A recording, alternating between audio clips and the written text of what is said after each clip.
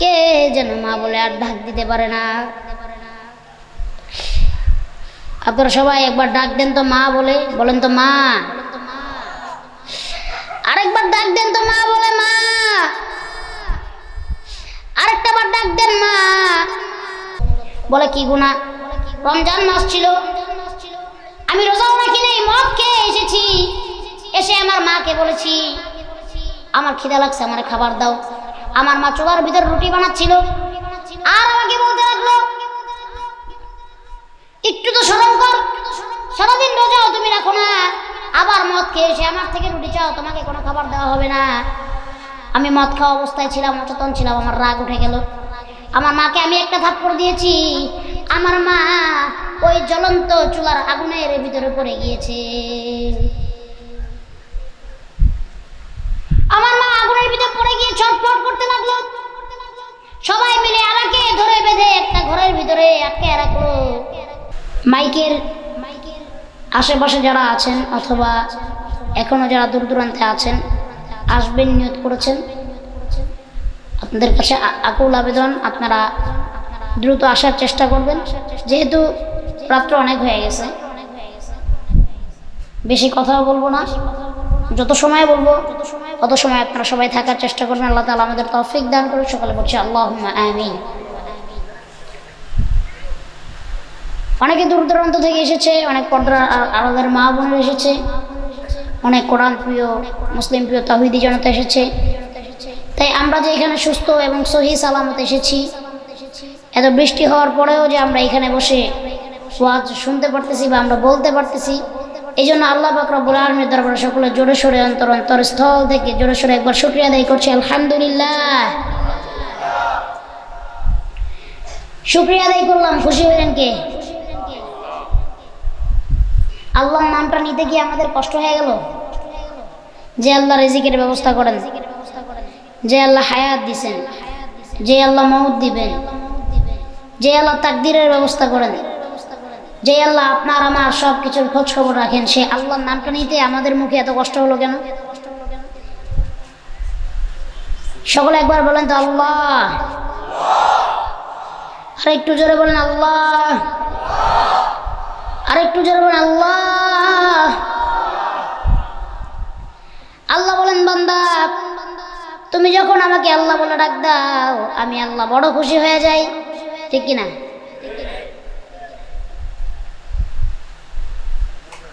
আল্লাহর দরবারে যত শুকরিয়া আদায় করবেন তত আপনার নেয়ামতগুলো বাড়িয়ে দিবেন কে? আল্লাহ পাক রব্বুল আলামিন বলেন, লা ইন শাকারতুম লা আযীদান্নাকুম, লা ইন শাকারতুম লা আযীদান্নাকুম ওয়া লা ইন কাফারতুম ইন্না আযাবী লাশাদীদ।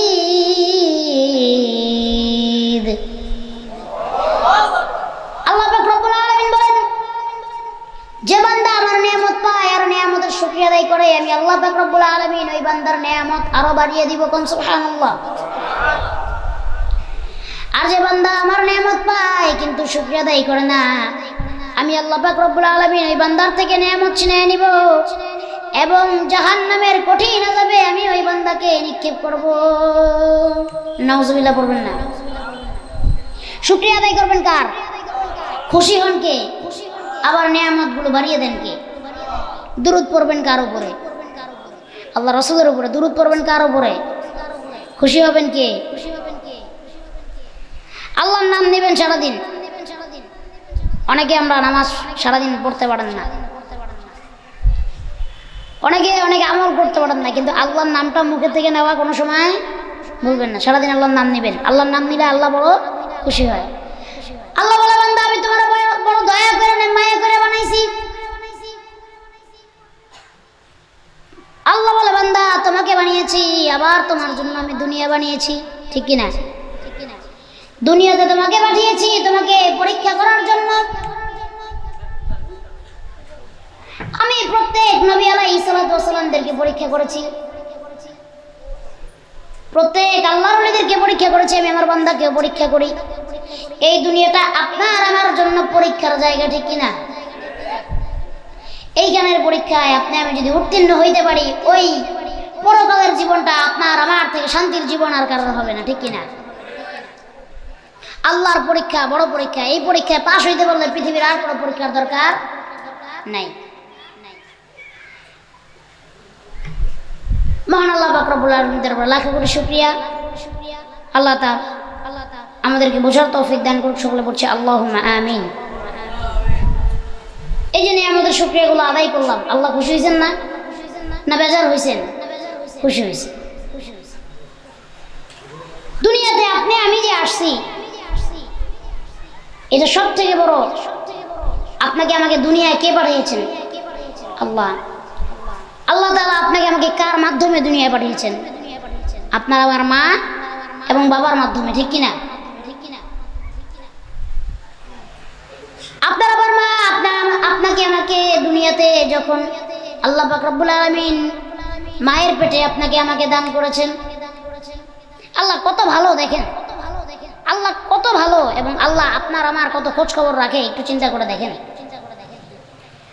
আল্লাহ পাক রব্বুল আলামিন আপনাকে আমাকে যখন মায়ের পেটের ভিতরে দিয়েছেন, যখন সেই মায়ের পেটের ভিতরে আপনার আমার বয়স 2 মাস 3 মাস, এখনো হাত হয় নাই, পা হয় নাই, রক্ত জমাট বেঁধে যখন মাংসপিণ্ডগুলো তৈরি হচ্ছে, আপনার আমার শরীরের রগগুলি সেলসগুলি তৈরি হচ্ছে, আস্তে আস্তে আল্লাহ পাক রব্বুল আলামিন এই দেহটা আপনার আমার মার পেটের ভিতরে বানান। সুবহানাল্লাহ। দুনিয়ার ইঞ্জিনিয়ার, দুনিয়ার বিজ্ঞানী সব কিছু বলতে পারে, পারে কি পারে না? রোবট বানায়, মেশিন বানায়, কত বড় বড় বিমান বানায়, চাঁদের দেশে যাওয়ার জন্য রকেটও বানাইছে, ঠিক কিনা?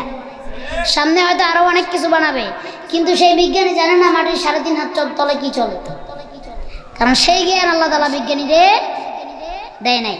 সারা দুনিয়া নিয়ে সে গবেষণা করতে পারবে, সে মানুষের মধ্যে একটা মানুষের অবয়ব তৈরি করতে পারবে, কিন্তু আল্লাহ তাআলা ওই মানুষের ভিতরে যে জান দিতে হবে সেই ক্ষমতা আল্লাহ বিজ্ঞানীকে দেয় নাই, সেই শিক্ষা আল্লাহ বিজ্ঞানীকে দেয় নাই। এত কিছু বিজ্ঞানী জেনে লাভ হয়েছে কি? মাটির 3.5 হাত তলে কি চলে যদি সে ওইটা না বলতে পারে, ঠিক কিনা? পৃথিবীর সব থেকে নিরাপদ স্থল, নিরাপদ জায়গা কোন জায়গা জানেন? এটা হলো মায়ের পেট। যেখানে কোনো খাবারের চিন্তা থাকে না, যেখানে কোনো প্রস্রাব পায়খানার চিন্তা থাকে না, যেখানে কোনো দুনিয়ার চিন্তা থাকে না।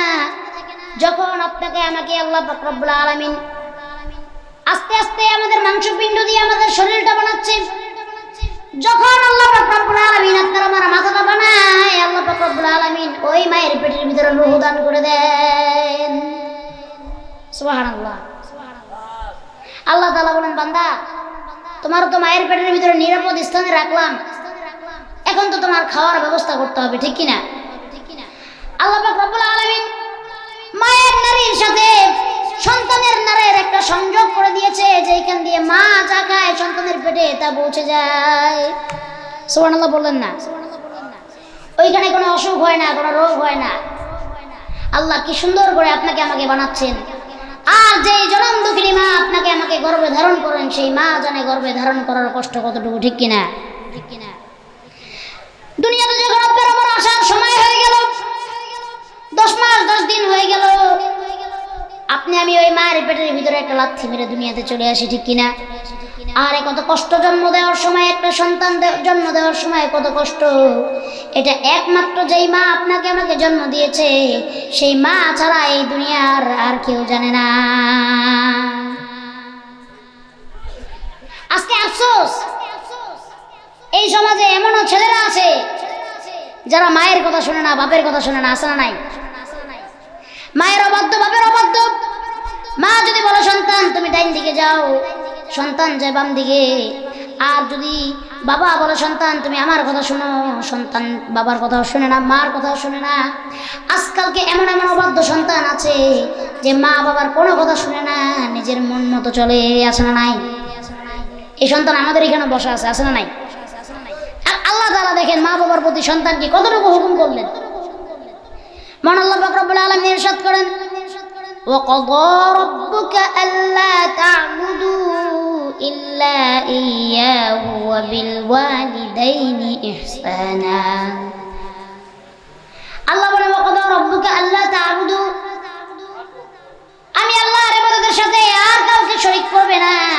কাউকে শরীক করা যাবে না।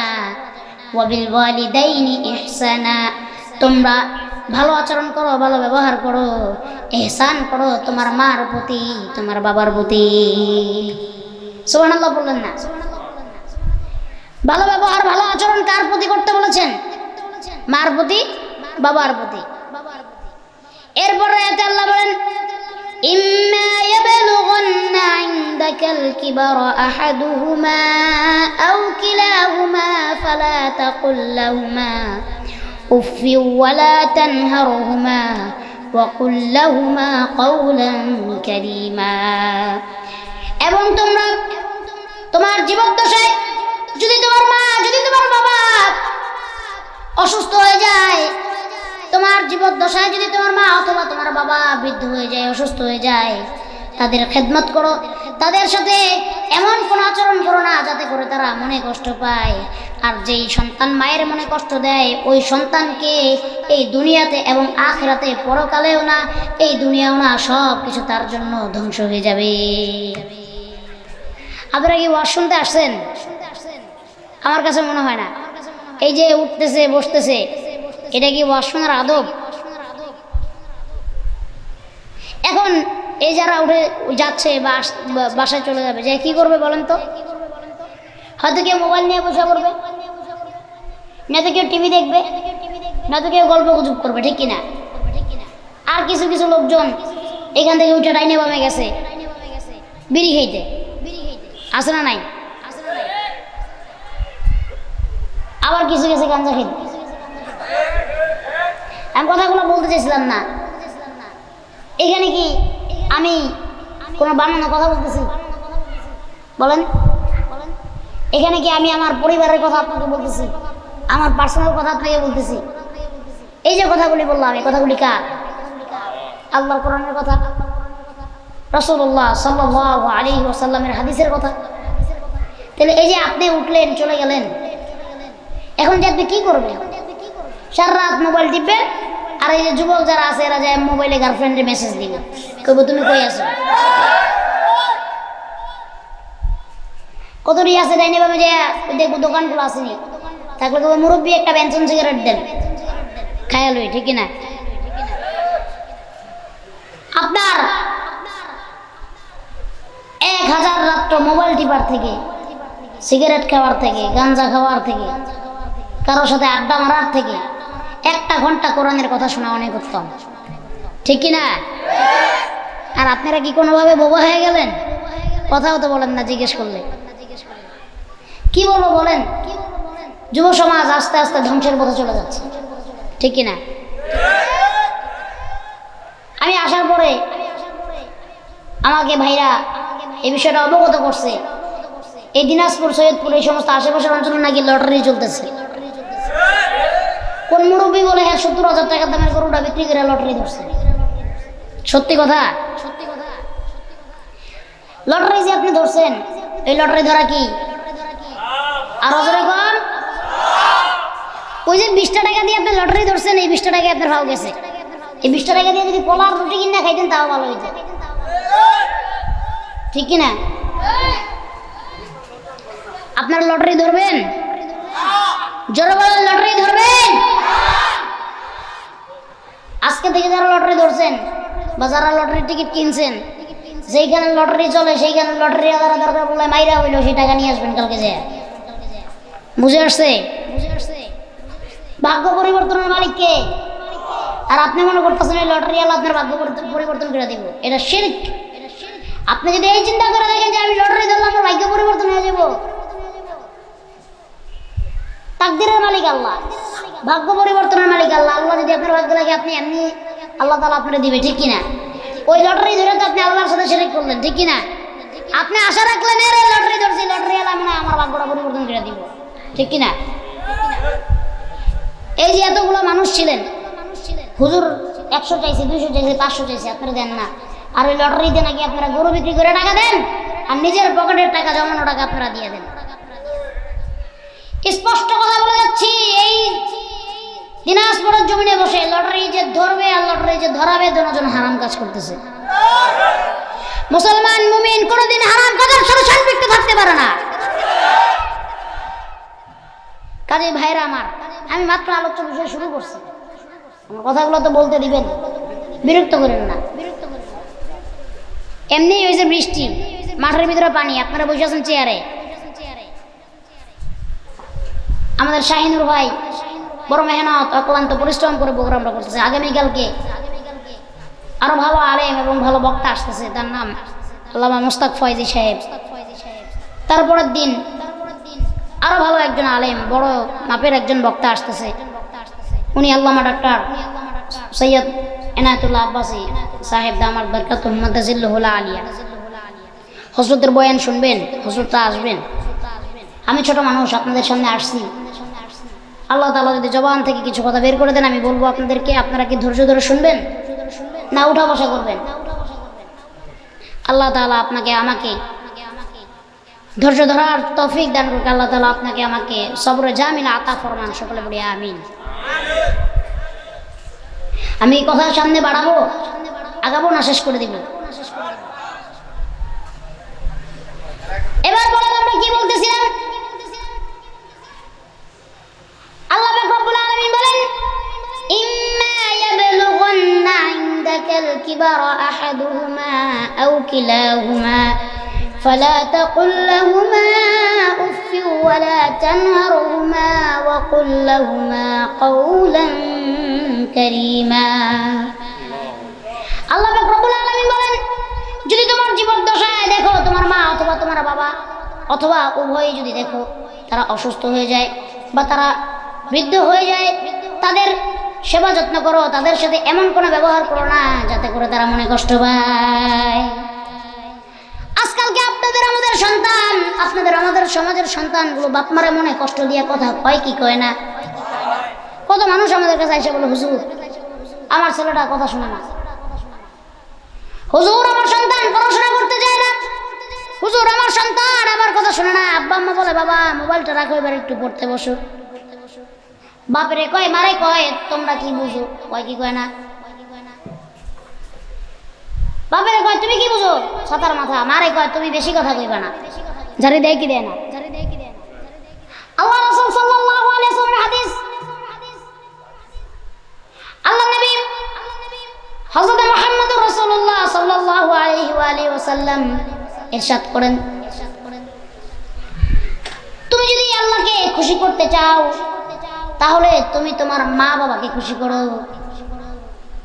আর তুমি যদি আল্লাহকে বেরাজ করতে চাও, তুমি যদি তোমার মা বাবাকে বেরাজ করো, আল্লাহ তোমার প্রতি বেরাজ হয়ে যাবে। কাকে খুশি করতে চাইলে? আল্লাহকে রাজি খুশি করতে চাইলে কাকে খুশি করতে হবে? আম্মা আব্বাকে খুশি করতে হবে। আল্লাহ তাআলা প্রথমেই বলেছেন, আমার সাথে কারোকে শিরক করো না, আর তোমার মা বাবার প্রতি সৎ আচরণ করো। সুবহানাল্লাহ বললেন না? আল্লাহ বলেন, যদি তুমি আমাকে খুশি করতে চাও আর তোমার মা বাবাকে খুশি করো, আর যদি আমাকে বেরাজ করো, তোমার মা বাবাকে যদি তুমি বেরাজ করো, আমি আল্লাহ তোমার প্রতি বেরাজি হয়ে যাব। আল্লাহ যদি আপনার আমার প্রতি বেরাজ হয়ে যায়, দুনিয়ার যত বড় শক্তি আছে সব যদি আপনার আমার পক্ষে চলে আসে, আপনাকে আমাকে ওই আযাবের হাত থেকে, ওই বিচারের হাত থেকে কেউ আপনাকে আমাকে বাঁচাইতে পারবে না। মা যদি সন্তানকে একটা মন থেকে দোয়া দেয়, ওই সন্তানকে কামিয়াব হওয়া থেকে কেউ আটকাইতে পারবে না। আর যদি মার মন থেকে একটা বরদোয়া চলে আসে, মার মন থেকে যদি একটা কষ্ট চলে আসে, ওই সন্তানকে ধ্বংস হওয়া থেকে কেউ আটকাইতে পারবে না। হতে পারে মা খারাপ, হতে পারে মা চোর, হতে পারে মা জিনাখোর, হতে পারে মা খারাপ, কিন্তু মা যত খারাপ হোক মা কিন্তু মাই, ঠিক কিনা? বাবা যত খারাপ হোক বাবা বাবাই। এই জন্য আব্বা আম্মার সাথে আজকে থেকে কারা কারা ভালো ব্যবহার করবো, সবাই দুটা হাত উঠে পড়ে আল্লাহুম্মা আমিন। আয় আল্লাহ, আজকে থেকে আমাদের মা বাবার সাথে ভালো ব্যবহার করার তৌফিক দান করে দাও, তাদের খেদমত করার তৌফিক দান করে দাও। তারা যেই কাজ করলে বেরাস হয় সেই কাজ থেকে দূরে রাখো, তারা যেই কাজ করলে খুশি হয় সেই কাজ আমাদের বেশি বেশি করার তৌফিক দান করো। আয় আল্লাহ, তুমি আমাদের প্রতি রাজি খুশি হয়ে যাও। আল্লাহ, আমার আব্বা আম্মার প্রতি রাজি খুশি হয়ে যাও। হাত নামাই। বৃদ্ধাশ্রম চিনেন তো? চিনেন না? বৃদ্ধাশ্রমে মাঝে মাঝে যদি যান, জিজ্ঞেস করবেন বৃদ্ধাশ্রমের আম্মা আব্বাগুলারে, বলবেন আপনার সন্তান কি করে? একজন কইবে আমার সন্তান অস্ট্রেলিয়া থাকে। গরিব মানুষের বাপ মারা কেউ জীবনে কেউ আমি বৃদ্ধাশ্রমে দিতে দেখিনি। গরিব মানুষের বাপ মা বৃদ্ধাশ্রমে যায় না। আরেকজনকে জিজ্ঞেস করবেন আপনার সন্তান কি করে, কবে আমার সন্তান বড় ব্যারিস্টার, উকিল। আরেকজনকে জিজ্ঞেস করবেন বলবে আমার সন্তান বড় মিল ফ্যাক্টরির মালিক। প্রশ্ন করবে তাহলে আপনি এখানে কেন? যার সন্তান বিদেশ থেকে সে বলে আমার সন্তান তো বিদেশ চলে গেছে বউ পোলাপান নিয়ে, আমাকে কে দেখবে, এই জন্য আমাকে দেখাশোনা করার জন্য আশ্রমে দিয়ে গেছে। যার সন্তান ডাক্তার সে বলবে আমার সন্তান সারাদিন ডাক্তারি কাজে ব্যস্ত থাকে, তার বউ ডাক্তার, ছেলে মেয়ে ভালো ভালো স্কুলে পড়ে, আমি তাদের বাসায় থাকলে সমস্যা হয়, এই জন্য আমাকে এখানে দিয়ে গেছে, আমার দেখাশোনা করার লোক নেই, আসে না নাই? আল্লাহর কাছে দোয়া করি, আল্লাহ এমন সন্তান এমন কোন মানুষকে দিও না যে সন্তান তার বাবা মাকে বৃদ্ধাশ্রমে রেখে আসে। এমন সন্তান যেন আল্লাহ মানুষকে না দেয়। এই সন্তান দেওয়া থেকে যেন আল্লাহ তাআলা সন্তান মানুষকে না দেওয়া থেকে বিরত থাকে, ঠিক কি না? এমন সন্তান জন্ম দিয়া কি লাভ যে সন্তান বাবা মাকে বৃদ্ধাশ্রমে দিয়ে আসে? এমন সন্তান না থাকার থেকে আটকুড়া থাকা অনেক ভালো, সন্তান না থাকা অনেক ভালো, ঠিক কিনা? আমার যুবক ভাইদের পায়ে ধরি ভাই, মা বাবার সাথে খারাপ ব্যবহার খারাপ আচরণ করো না। মাকে যদি তুমি খুশি করতে পারো, মাকে যদি তুমি রাজি করতে পারো, আমার আল্লাহ তোমার প্রতি রাজি হয়ে যাবে। আল্লাহ দুনিয়া কোনো জায়গায় বেহেশতের কথা বলে নাই।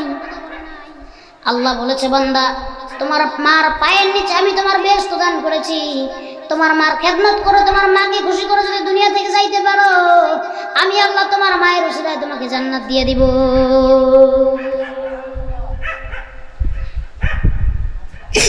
এমন সন্তান আছে এই সমাজে যে সন্তান মায়ের গায়ে হাত তুলে আসে নাই। এমন সন্তান আছে যে সন্তান বাবার গায়ে হাত তুলে আসে নাই। এমন সন্তানগুলোকে যেন আল্লাহ তাআলা পঙ্গু করে দেয়। যে সন্তানের হাত তার মায়ের গায়ে উঠলো সে হাত যেন পঙ্গু হয়ে যায়। যে সন্তান তার বাবাকে লাথি দিল তার পা যেন পঙ্গু হয়ে যায়, ঠিক কিনা? আল্লাহ রাসূলের কাছে এক সাহাবী আসলেন, এসে প্রশ্ন করলেন, জিজ্ঞেস করলেন নবীজি দুনিয়াতে সব থেকে দামি সম্পদ কি, সব থেকে দামি সম্পদ কোনটা? আল্লাহ নবী বললেন দুনিয়াতে সব থেকে দামি সম্পদ, সব থেকে মূল্যবান জিনিস হলো তোমার মা। সুবহানাল্লাহ বললেন না? দ্বিতীয়বার জিজ্ঞেস করলেন নবীজি দুনিয়াতে তারপরে সব থেকে দামি বস্তু কোনটি, দামি সম্পদ কোনটি? আল্লাহ রাসূল আবার বললেন তোমার মা।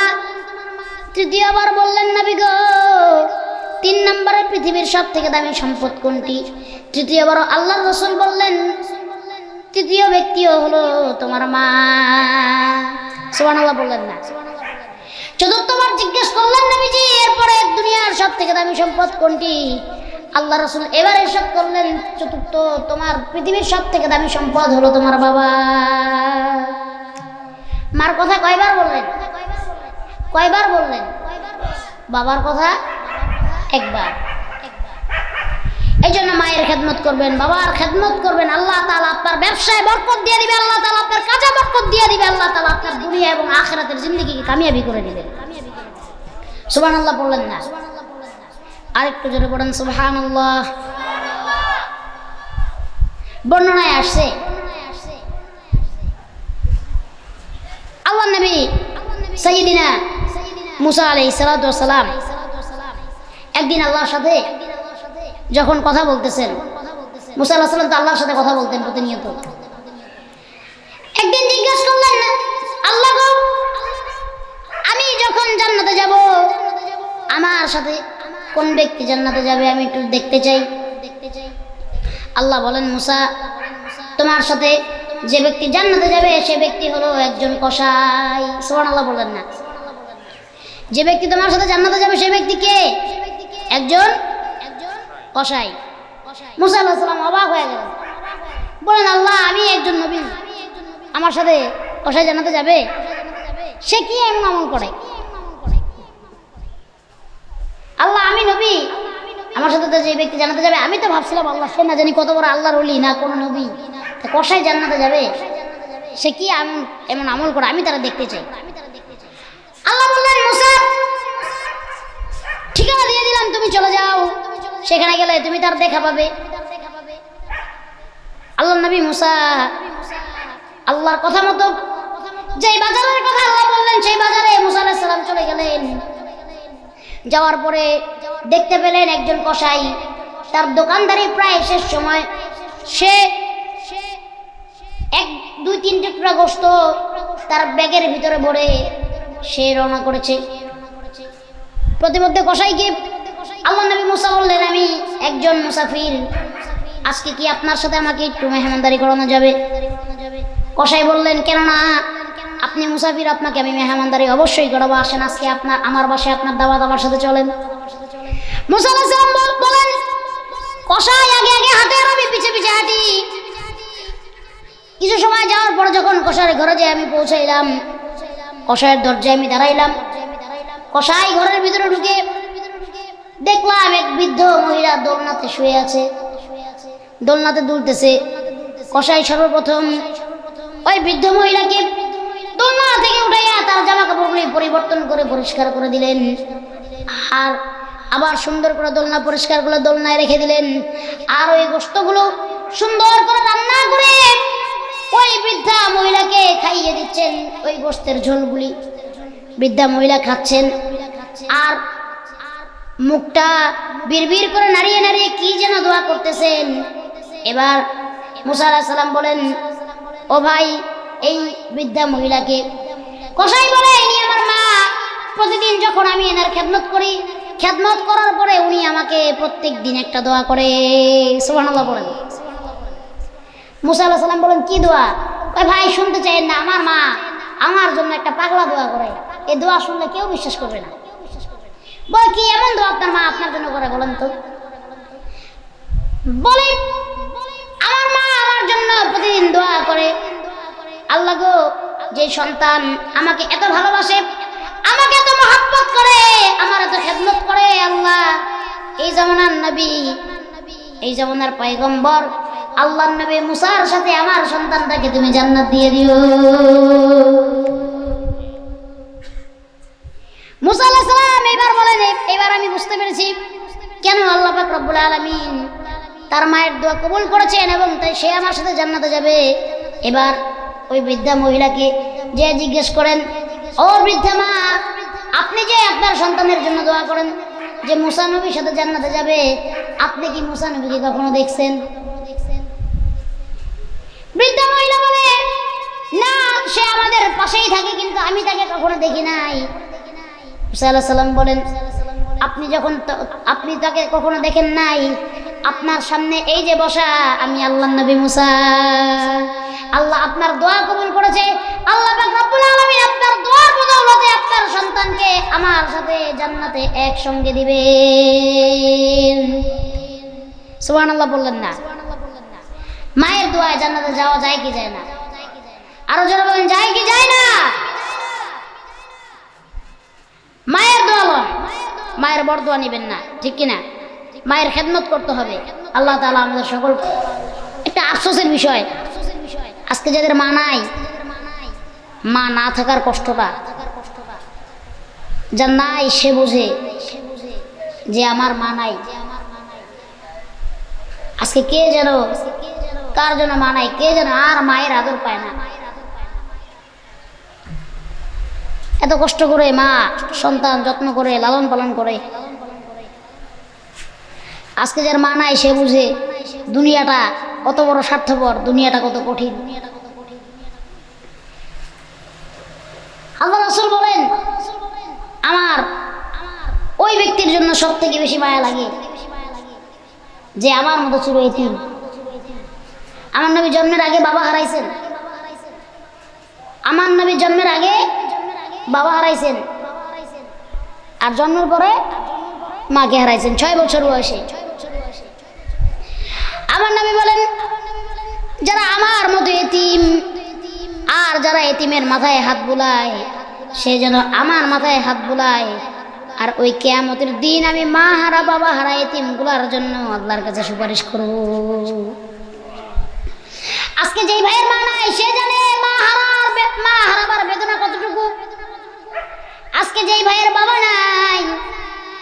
জানে বাবা হারাবার বেদনা কতটুকু।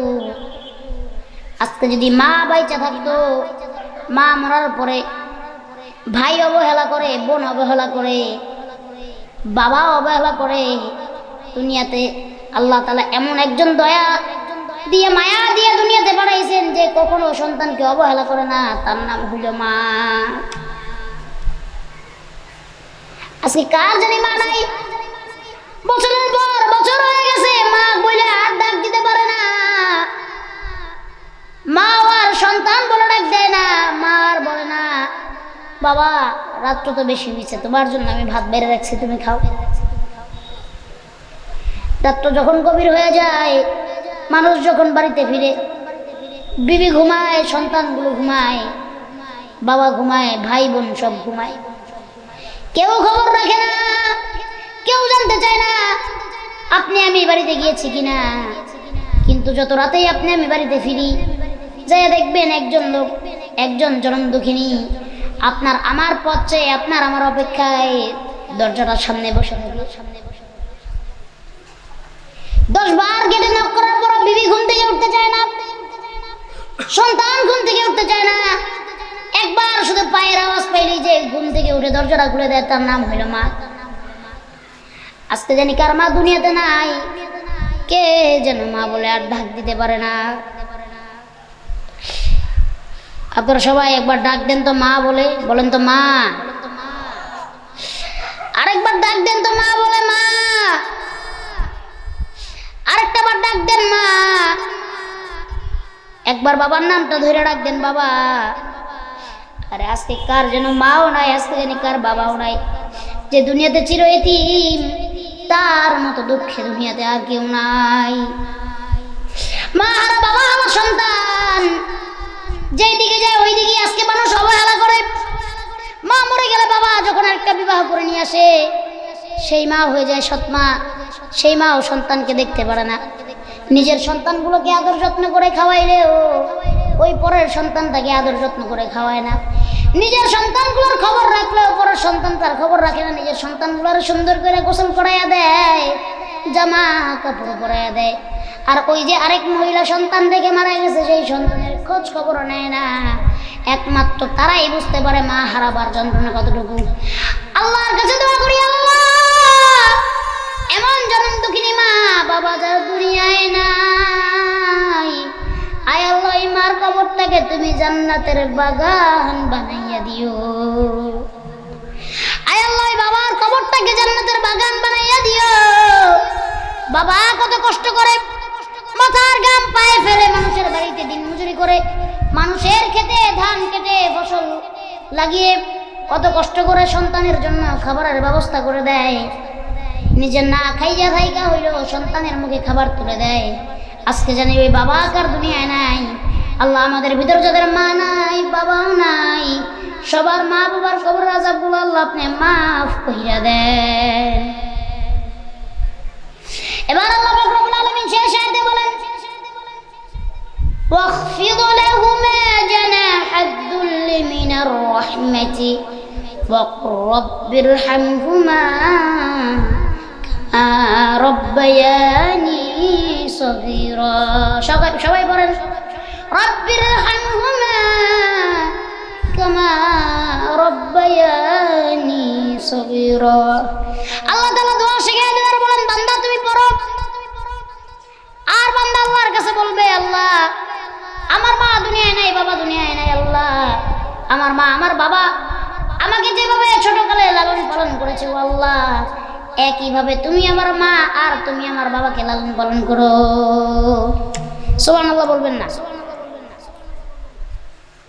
আল্লাহ তাআলা আমাদের মা বাবার খেদমত বলি বেশি বেশি করার তৌফিক দান করে সকলে বলি আমিন। আল্লাহ তাআলা মা বাবাকে রাজি খুশি করার তৌফিক দান করে সকলে বলি আমিন। আল্লাহ যাদের মা নাই বাবা নাই সকলের আব্বা আম্মার কবর আযাবগুলো আল্লাহ মাফ করে দেন, সকলে বলি আমিন। সত্যি কথা বলেন, মায়ের মতো আপন দুনিয়ায় কেউ আছে? বাবার মতো আপন দুনিয়ায় কেউ আছে? মায়ের মতো দেখা যায় অনেক মানুষকে, কিন্তু মা নাই, ঠিক কিনা? মায়ের মতো আদরও কেউ করো না, মায়ের মতো ভালো কেউ বসে না। আল্লাহ যারা মা হারা বাবা হারা তাদেরকে তুমি মাফ করে দাও, সকলে বলি আমিন। এবার আসেন, মায়ের খেদমত করলে কি ফায়দা হয়েছে আমরা শুনছি। এবার আসেন, মাকে কষ্ট দিলে আল্লাহ তাআলা কি করে, এটাও আমরা শুনব। এক দফা মক্কায় হজের সময় হজের সময় অনেক বেশি লোক হয়েছে। অনেক বেশি লোক হওয়ার পরে ওই হজে ওইবার জুনাইদ বাগদাদি রহমাতুল্লাহ আলাইহি, আল্লাহর বড় ওলি, যার নামের পরে বাগদাদি, বাগদাদ শহরের, ইরাক শহরের আল্লাহর ওলি জুনাইদ বাগদাদি রহমাতুল্লাহি আলাইহি হজে গিয়েছেন। ওইবার হজে অনেক বেশি লোক হয়েছে। তো উনি চিন্তা করতেছেন, ঘুমানোর আগে চিন্তা করতেছেন, চিন্তা করতেছেন যে আল্লাহ, এইবার হজে অনেক লোক হয়েছে, আল্লাহ মনে হয় এইবার হজে যত লোক এসেছে সবার হজগুলি আল্লাহ কবুল করে নেবেন। সুবহানাল্লাহ বললেন না? তো এবার জুনাইদ বাগদাদি আল্লাহ তাআলা তাকে স্বপ্নে দেখাচ্ছেন যে এইবার সবার হজ কবুল হয়েছে, ঠিক আছে, এবার হজে লোক আসছে, সবার হজ কবুল হয়েছে, কিন্তু একজনের হজ কবুল হয়নি। জুনাইদ বাগদাদি রাহমাতুল্লাহ আলাইহি অবাক হয়ে গেলেন। এত হাজার হাজার লোক এসেছে, এত হজে এবার এত মানুষ কখনো হয়নি, এত লোক এবার হয়েছে, সবার হজ কবুল হলো, একজনের হজ কবুল হলো না। ওই ব্যক্তিকে আল্লাহ তাআলা জানায় দিলেন, ওই ব্যক্তির নাম হলো হারুন বলকি, বলক শহর থেকে এসেছে। সবার হজ কবুল হয়েছে, তার হজ কবুল হয়নি। বিষয়টা এখন কেমন না? এতগুলো লোক হজে আসছে, সবারটা কবুল হয়েছে, কয়জনের কবুল হয় নাই? একজনেরটা। এবার পরের দিন চলে গেলেন হজের হাজিদের কাছে, যে বললেন, তোমাদের ভিতরে কি হারুন বলকি নামে কেউ হজ করতে এসেছে? বলে হ্যাঁ, হারুন বলকি নামে একজন ব্যক্তি হজ করতে এসেছে। এবার নিয়ে সে প্রায় 22 থেকে 23 বার, বা অন্যান্য রায়তে আরো বেশি এসেছে, যে সে 22 বার বা 23 বার হজ করতে এসেছে। কিন্তু মানুষ বলতেছে, আপনি তারে খুঁজেন কেন? বলতেছে, তার সাথে আমার একটু কথা আছে। বললো, সে তো অনেক আল্লাহ বলা মানুষ, সারা রাত্র তাহাজ্জুদ পড়ে, সারাদিন নফল পড়ে, সারা রাত্র তাহাজ্জুদ পড়ে, সারাদিন নফল পড়ে, আর আল্লাহর জিকিরই করতে থাকে, সারাদিন নামাজ পড়তে থাকে, রাত্রেবেলা নামাজ পড়তে থাকে। একজন আল্লাহ বলা মানুষ, আপনি তারে খুঁজেন কেন?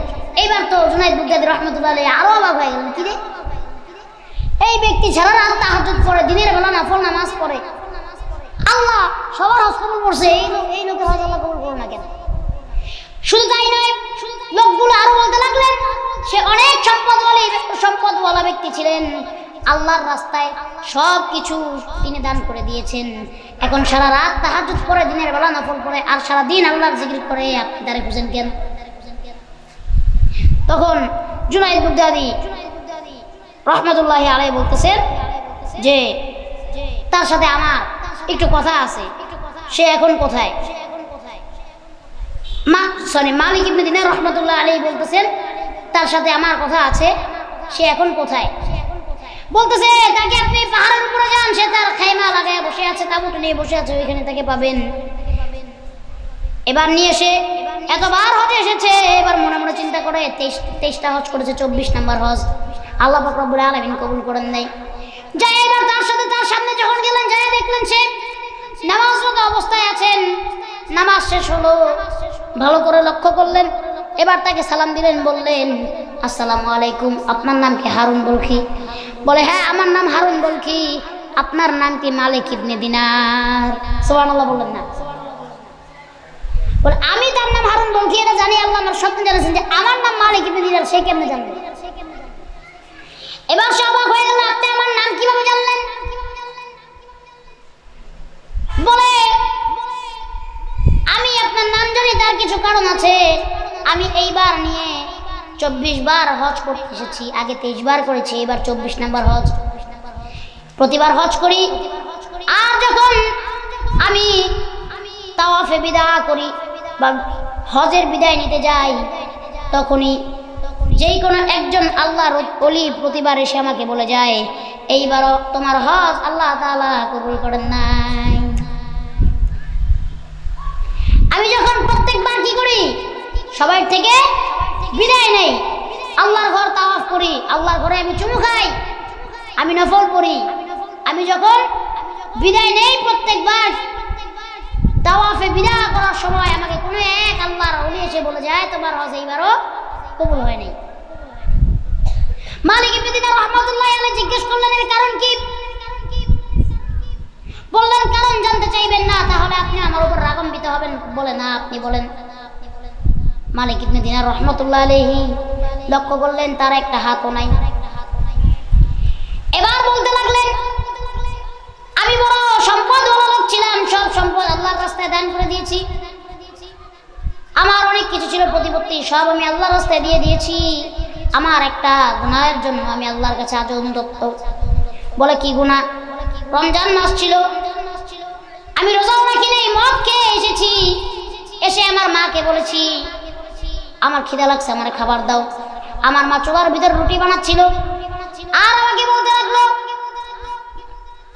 একটু তো শরম কর, সারাদিন রোজাও তুমি রাখো না, আবার মদ খেয়ে এসে আমার থেকে রুটি চাও, তোমাকে কোনো খাবার দেওয়া হবে না।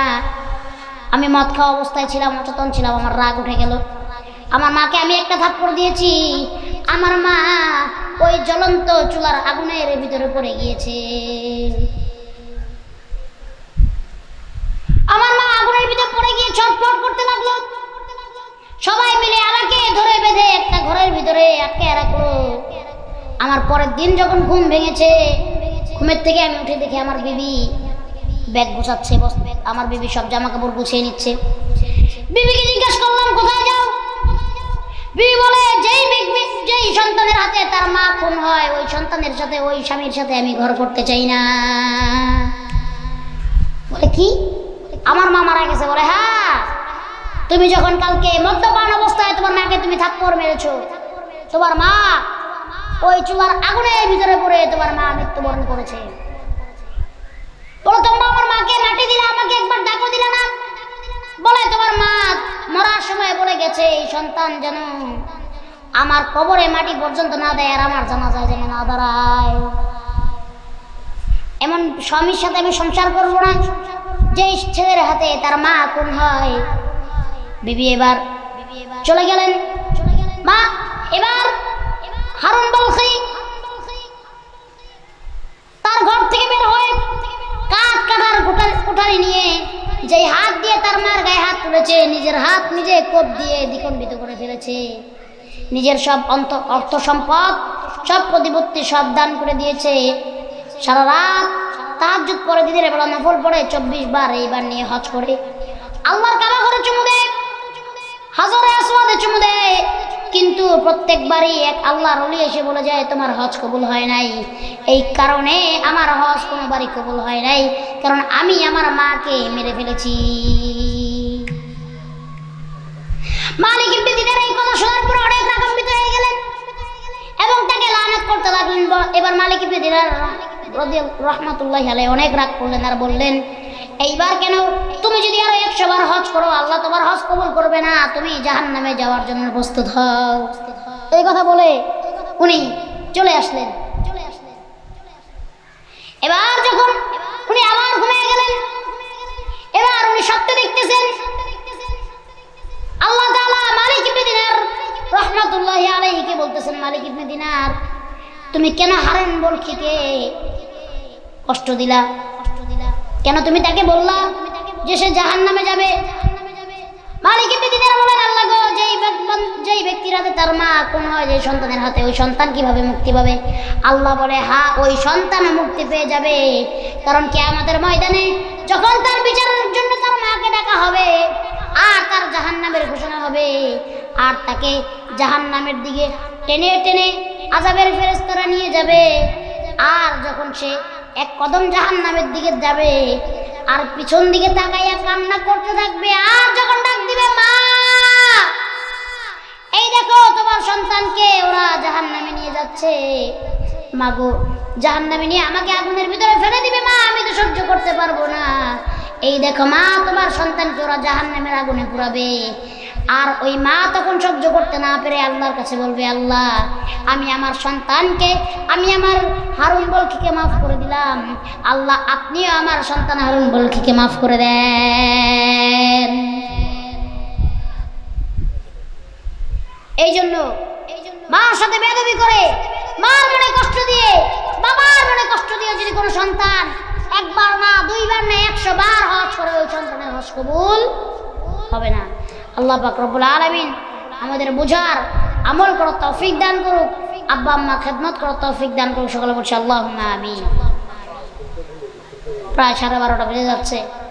আমি আমার আলোচ্য বিষয় আর লম্বা করব না, আপনাদের সাথে আর কিছু কথা বলি ইনশাআল্লাহ আমি আখেরি মোনাজাত করে দিব। আপনারা থাকবেন তো ইনশাআল্লাহ শেষ পর্যন্ত, কথাগুলি শুনবেন তো ইনশাআল্লাহ।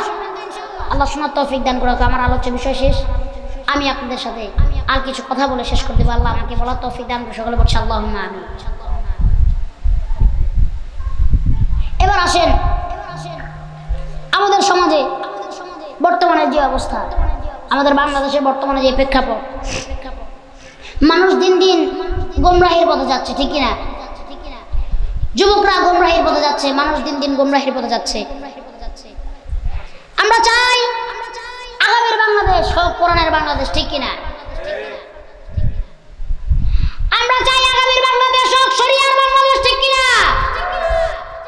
আমরা চাই আগামীর বাংলাদেশ হোক আলেম ওলামার বাংলাদেশ, ঠিক কিনা? কোন দলের প্রতি, কোন রাজনৈতিক দলের প্রতি আমার কোনো ক্ষোভ নাই। আমি শুধু এতটুকু চাই যে এইবারে আপনারা অনেককেই তো সুযোগ দিয়েছেন, ঠিক কিনা? অনেককেই তো দেখেছেন। একটাবার আলেম ওলামার দিকে তাকায় দেখেন। আলেম ওলামাদের ভোট দিলে তারা চুরি করবে না, কাউকে খুন করবে না, গুম করবে না, চাঁদাবাজি না, রাহাজানি আলেম ওলামা করে না। এই বাংলার জমিনে আপনাদের হাত ধরে, আপনাদের সহযোগিতায় আল্লাহর কোরআনের দিন, আল্লাহর কোরআনকে কায়েম করতে, আল্লাহর কোরআনের আইনকে কায়েম করতে, দিনকে কায়েম করতে আমরা কারা কারা প্রস্তুত আছি? দুই হাত রেখে আল্লাহু আকবার। আল্লাহ তাআলা আমাদেরকে এই বাংলার জমিনে এবার ইসলাম কায়েম করার তৌফিক দান করুন। সকলে বলে আমিন। নামান হুজুর রাস্তায় খারাপ হবে বলেন? আমরা চাই সকল ইসলামী দলগুলো একসাথে ঐক্যমত হয়ে দাঁড়িয়ে না তাকিয়ে এবার যেন বাংলাদেশের শরিয়ার আইন প্রতিষ্ঠা করতে পারে। ইনশাআল্লাহ বাংলাদেশে যদি শরিয়ার আইন প্রতিষ্ঠা হয়ে যায়, আর একটা চোর থাকবে না, একজন ধর্ষক থাকবে না, একজন চাঁদাবাজ এই বাংলার জমিনে থাকতে পারবে না। অধিকারটা তো আপনাদের হাতে। এই জন্য আপনাদের হাতে ধরি, পায়ে ধরি, বড় অনুরোধ করি। অনেক জায়গায় তো অনেকবার ইমান বিক্রি করে দেখছেন, কোনো লাভ হয় না। হয়েছে? কেউ দেশ লুটটা খাইছে, তো কেউ দেশের সম্পদ লুটটা খাইছে, তো কেউ দেশের মানুষ মারছে, তো কেউ দেশের মানুষ গুম করছে, তো কেউ দেশের চাঁদাবাজি, রাহাজানি, ধর্ষণ, খুন, হত্যাকাণ্ড চালিয়েছে। একটা বার কোরআন ওয়ালাদের সুযোগ দিয়ে দেখেন, আপনারাই তো দেখতে পারবেন। যদি এই কোরআন ওয়ালা এই বাংলাদেশ ঠিক মতো না চালায়, যদি কোরআন আইন না চালায়, শরিয়ার আইন না চালায়, আপনারাই তো আছেন বিচার করার জন্য। জনগণ আছে, আল্লাহ আছে, আপনারা আমাদের নামিয়ে দিবেন, ঠিক কিনা? সবাইকে একবার একবার করে সুযোগ দিয়েছেন, একবার আলেম আমাদের সুযোগ দিয়ে দেখেন। এবং আমরা জানি এই বাংলাদেশের প্রত্যেকটা মানুষের অন্তরে অন্তরে আলেম আমাদের জন্য মহাব্বত, আল্লাহর জন্য, আল্লাহ রাসূলের জন্য মহাব্বত আছে।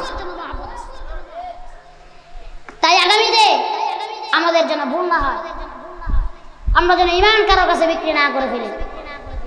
আমরা আল্লাহর জমিনে আল্লাহর দ্বীন কায়েম করতে না পারলে এই 90% মুসলমানের দেশ দাবি করে লাভ নাই, নিজেকে মুসলিম দাবি করে লাভ নাই। আল্লাহর দ্বীন কায়েম করতে গিয়ে, আল্লাহর ময়দানে আল্লাহর কোরআন কায়েম করতে গিয়ে যদি আপনার আমার মৃত্যু হয়, সেই মৃত্যুদের প্রস্তুত আছেন কারা কারা? রাজি আছেন? হাত ধরে বলেন আল্লাহু আকবার।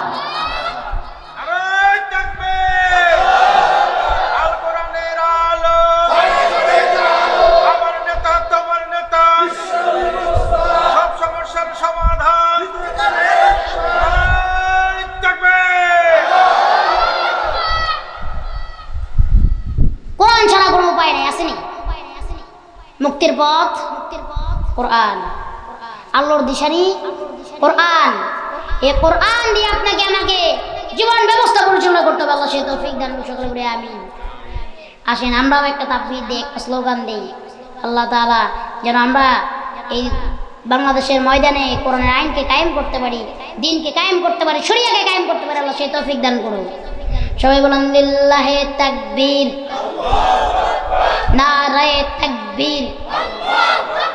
দিন ইসলাম, দিন ইসলাম, দিন ইসলাম, দিন ইসলাম। আল কোরআনের আলো, আল হাদিসের আলো, কোরআন সুন্নাহ যেখানে, কোরআন সুন্নাহ যেখানে, বিশ্বনবীর স্মরণে, বিশ্বনবীর স্মরণে।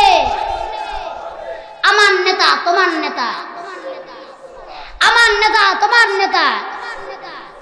লিল্লাহে তাকবীর, নারায়ে তাকবীর, লিল্লাহে তাকবীর, নারায়ে তাকবীর।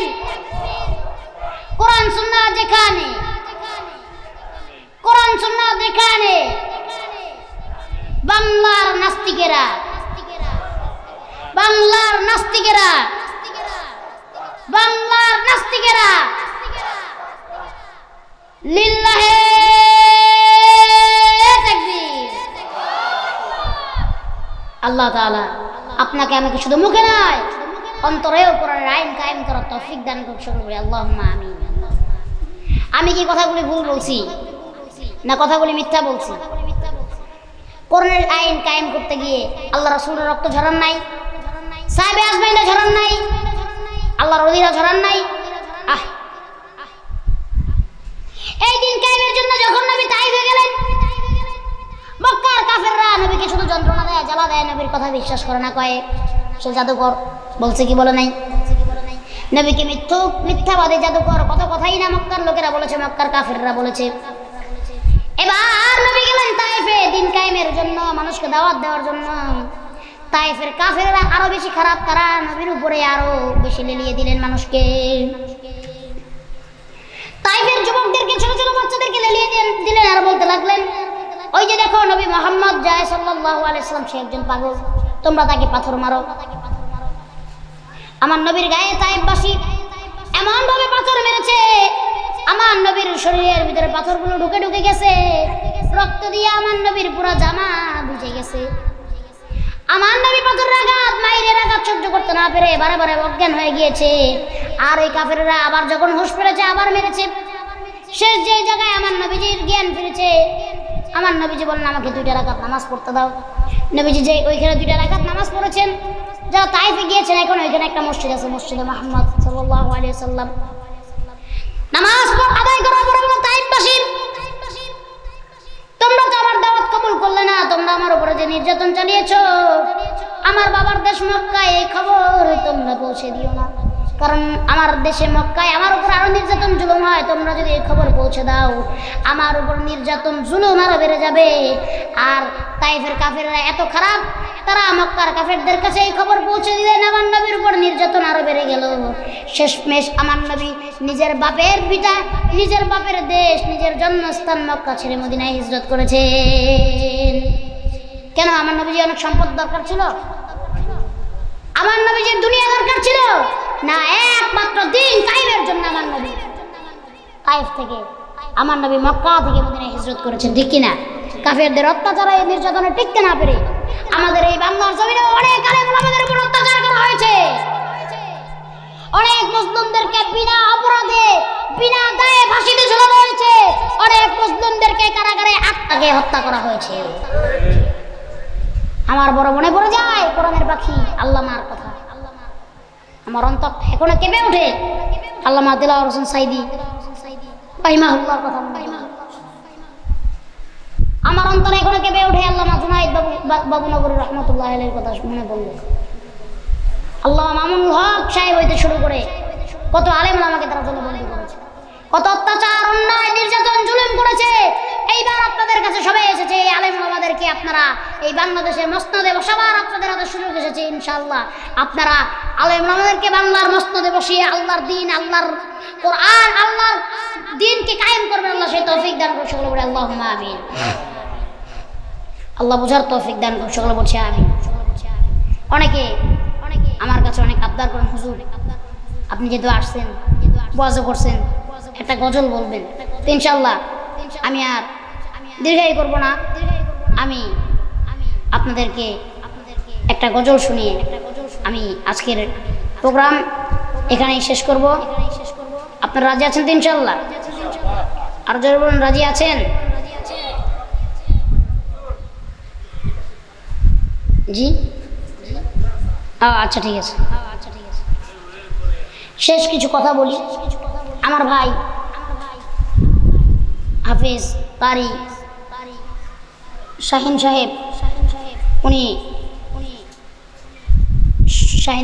শাহিনুর আলম দিনাজপুরি ভাই, মাদ্রাসার আগে আরেক জায়গায় ছিল, আমি শুনছি ভাড়ায় ছিল না, এখানে নিজেদের একটা ব্যবস্থা হয়েছে আলহামদুলিল্লাহ। নিজের জায়গায় উনি ভবনটা করার জন্য চেষ্টা করতেছেন। তো আপনাদের কাছে তো কালেকশনের জন্য গিয়েছিল, আপনারা যে যা পারছেন দিয়েছেন আলহামদুলিল্লাহ। আসলে কি মাদ্রাসা মসজিদে আমার আপনাদের অনেক বুঝাইতে হবে না, আপনাদের বুঝ আলহামদুলিল্লাহ আমার থেকে কম না, আর এইখানে ওয়াজও আমার থেকে কম কেউ জানেন না আমার মনে হয়।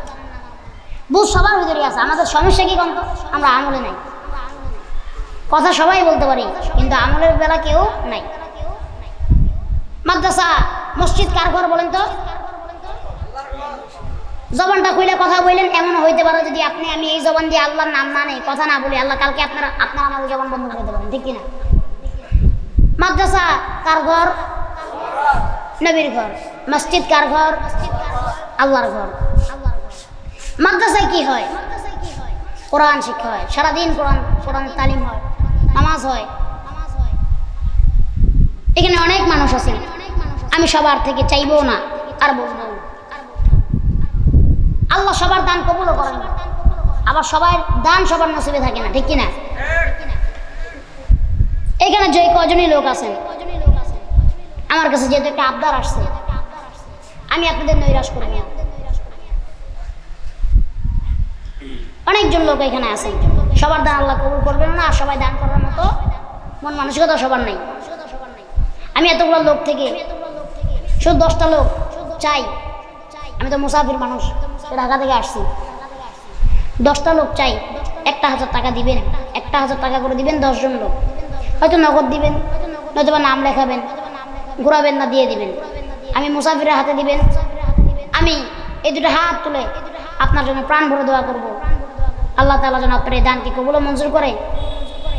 এবং 1 টাকা দানের উসিলায়, 100 টাকা দানের উসিলায়, 1000 দানের উসিলায় আল্লাহ যেন আপনাকে দুনিয়া এবং আখিরাতে আল্লাহ পাক রব্বুল আলামিন ভরপুর কামিয়াবি দান করেন।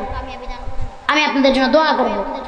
এতগুলো মানুষের থেকে আমি চাই না, আমি 10টা লোকের থেকে চাই, হোক নগদ, চাই হোক বাকি, 10টা লোক আমাকে 1000 টাকা করে দিবেন। আমি অন্তর থেকে আপনাদের জন্য দোয়া করব। মুসাফির মানুষ, আপনারা দিনাজপুরের মানুষ, অনেক বড় মনওয়ালা, সহজ সরল। আমি বাংলাদেশের যত জেলায় ঘুরেছি, দিনাজপুরের মতো সহজ সরল বা উত্তরবঙ্গের মতো সহজ সরল মানুষ আমি কোথাও দেখি। এখানকার মানুষগুলো মাটির মানুষ, তারা মাটির সাথে সম্পর্ক বেশি। ব্যবসা বাণিজ্য, ধান চাষ, আপনি দিবেন আপনার নাম দেখছেন? মাওলানা জিকরুল হক সাহেব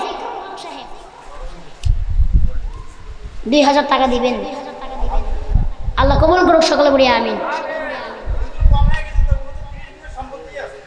আল্লাহ আরো দেখ, আল্লাহ ওনাকে আরো দেখ, যাকে আল্লাহ দিছে সেই তো আল্লাহ রাস্তা দেয়।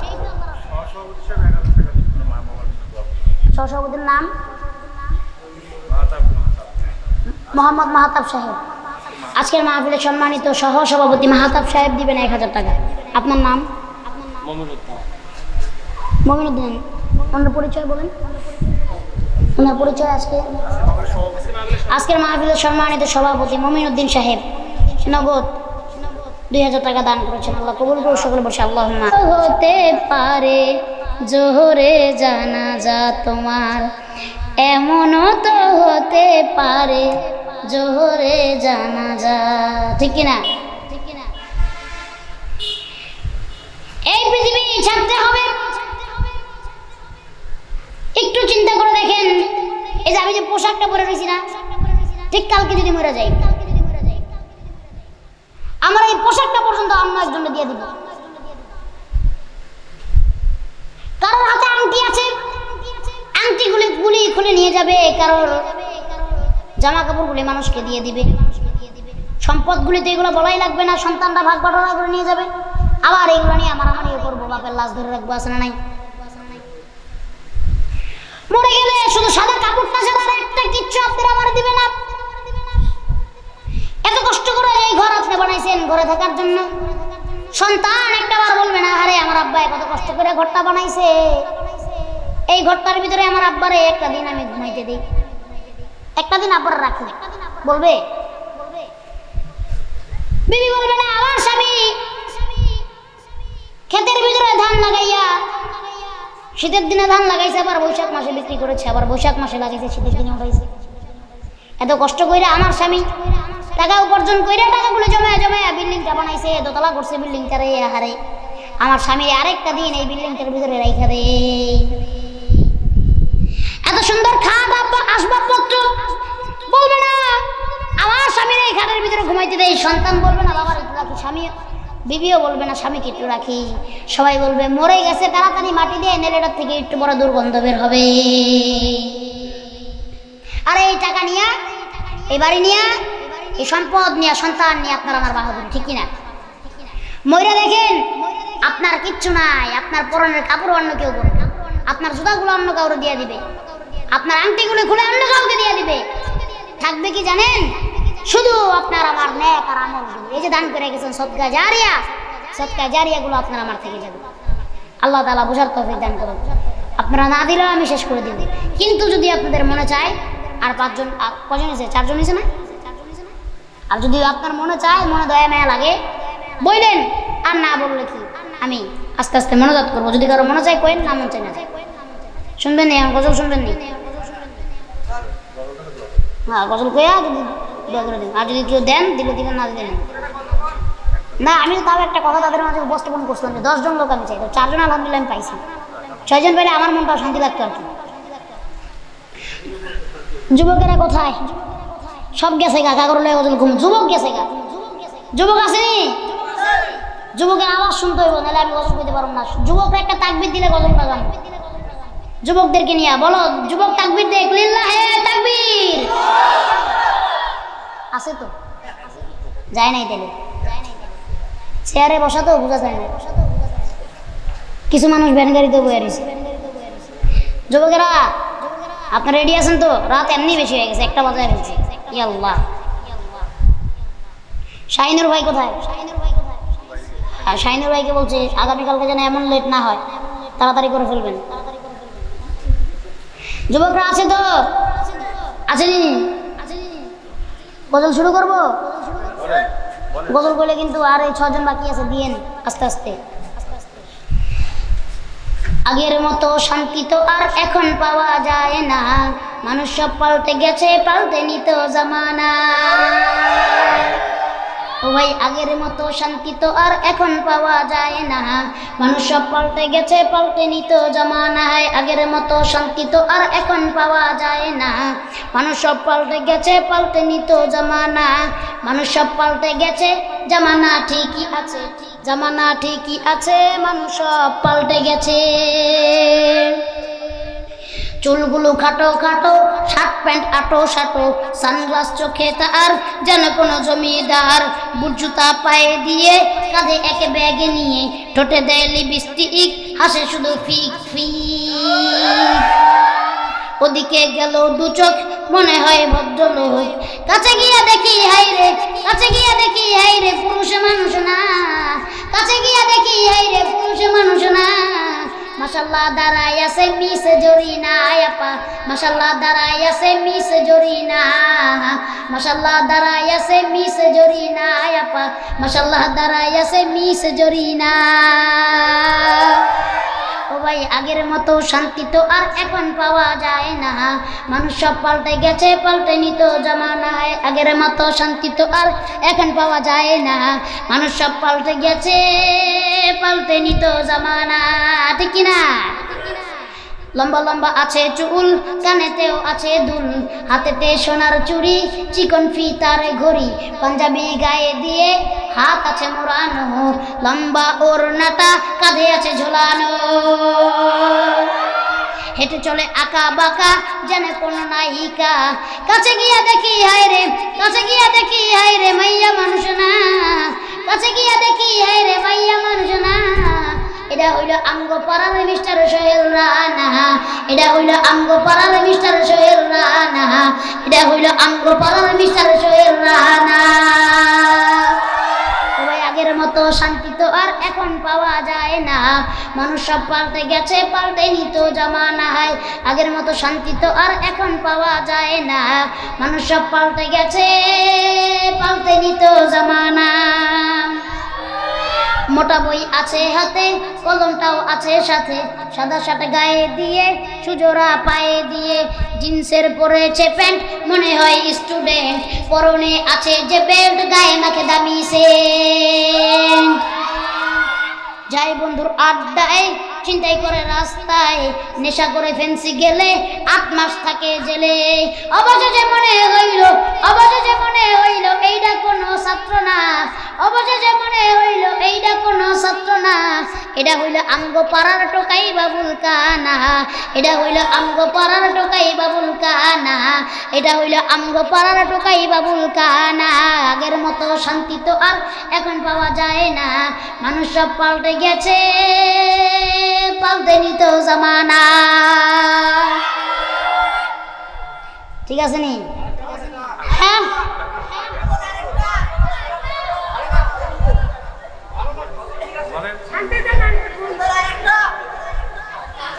আমার একটু পানি খাওয়ান।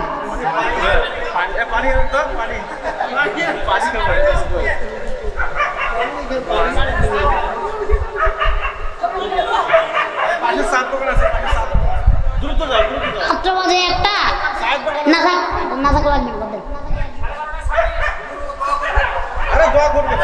দোয়া হবে, ঠিক আছে। এবার আবার একটা,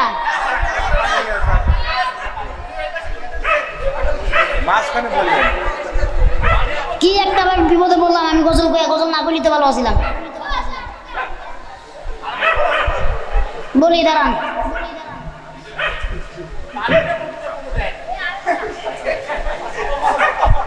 কি শুরু করুন আপনার রাইজের বেলা কোন তো?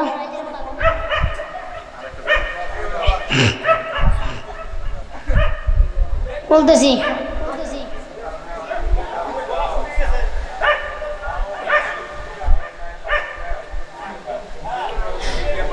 এই একটাই কিন্তু শেষ, পরে কিন্তু আর কইবেন না।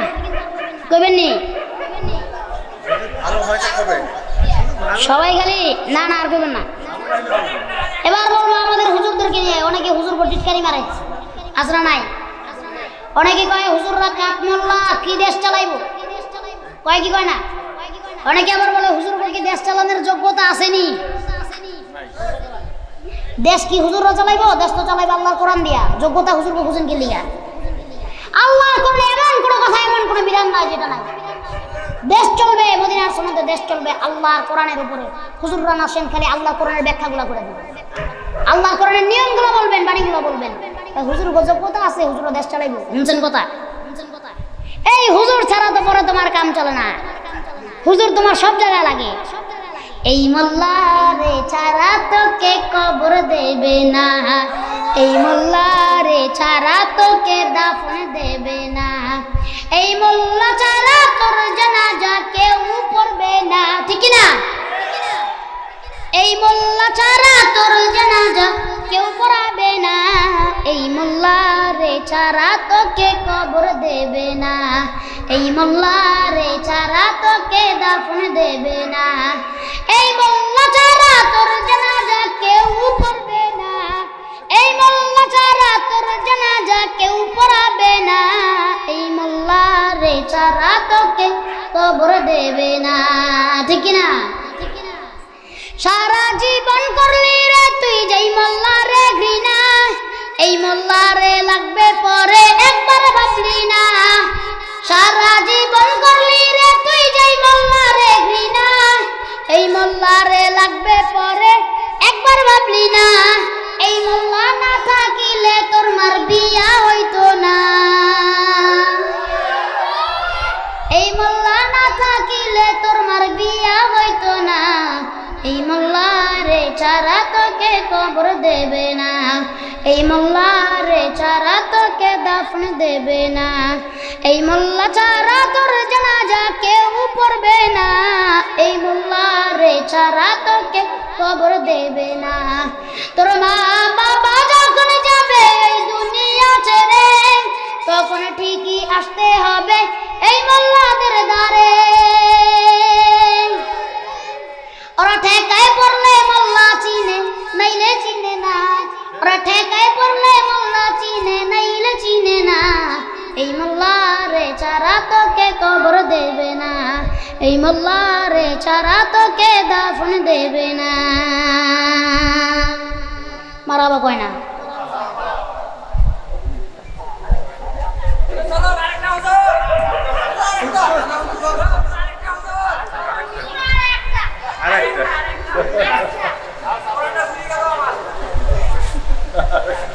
মুসিবতে না পাই যদি মুসিবতে করুণা তোমার, কবরে হাসরে কি হবে আমার, সবাই কবরে হাসরে কি হবে আমার, জোরে মুসিবতে না পাই যদি মুসিবতে করুণা তোমার, কবরে হাসরে কি হবে আমার, সবাই কবরে হাসরে আছি গো ডুবে আমি পাপেরি সাগরে, না জানি কি হবে ও পারের হাসরে, আছি গো ডুবে আমি পাপেরি সাগরে, না জানি কি হবে ও পারের হাসরে, তোমারি সুপারিশ বিনে, তোমারি সুপারিশ বিনে কেমনে হব পার, কবরে হাসরে কি হবে আমার, সবাই কবরে হাসরে মুসিবতে না পাই যদি মুসিবতে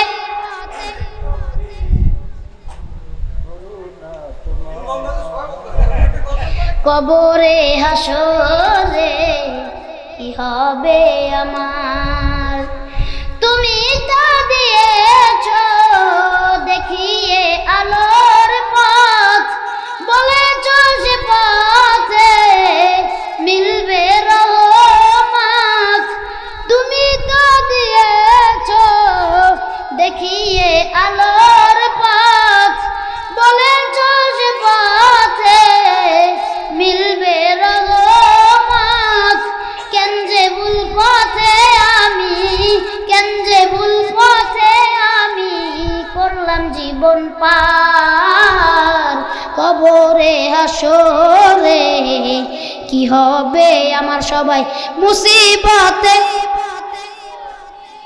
মুসিবতে করুণা তোমার, কবরে হাসরে কি হবে